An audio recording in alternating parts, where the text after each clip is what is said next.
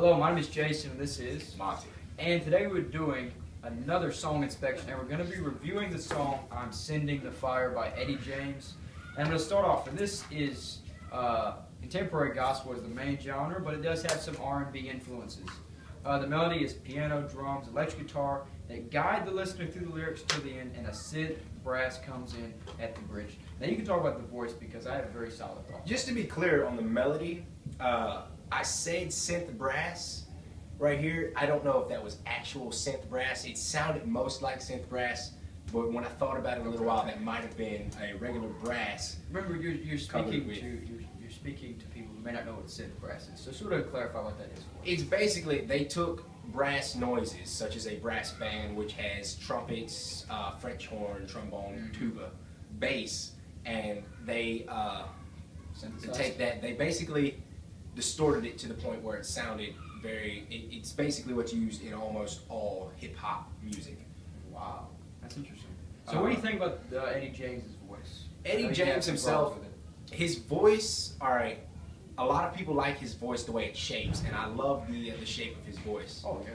But one thing I have a problem with is every single one of his songs, he seems to stay in the same range, that same middle tenor range. See, I haven't listened to enough of his songs, so I don't know if I can comment on that. I love his voice, but people like Jason Crabb, people like that, you really cannot compare their voice to that.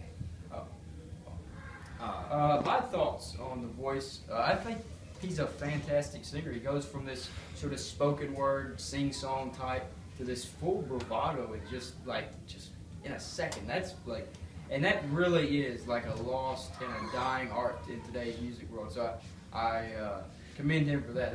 He's a really good singer, I think, for that reason. Now, we have very dissimilar thoughts from his writing here. But my thoughts, I think the writing feels very generic. It feels very same-ish. It feels like I've heard it a million times. The verses feel as though they're written very quickly and without much thought going into the final product.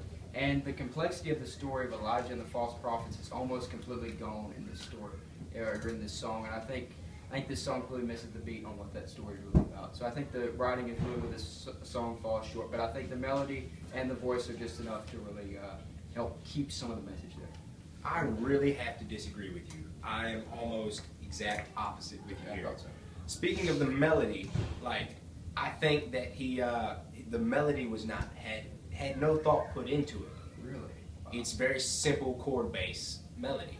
He has one part in the bridge where the synth brass comes in, and they all play the same repeated riff.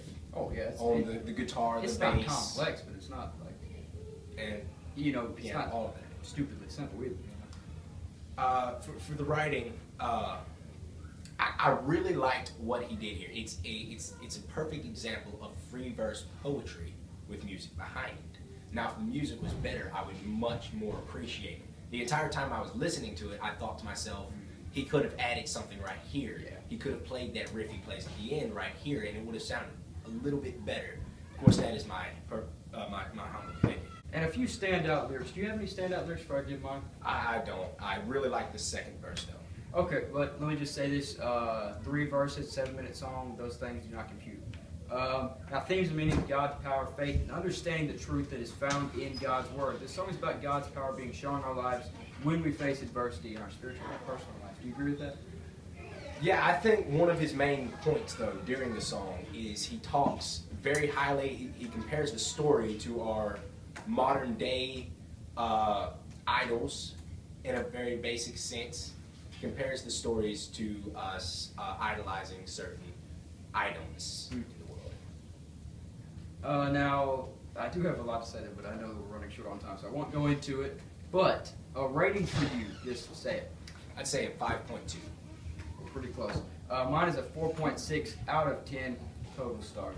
So thank you guys so much for watching. Be sure to subscribe, comment your thoughts down below. Tell us what you thought. With all that said and done, my name is Jason. He is Monty. Signing off.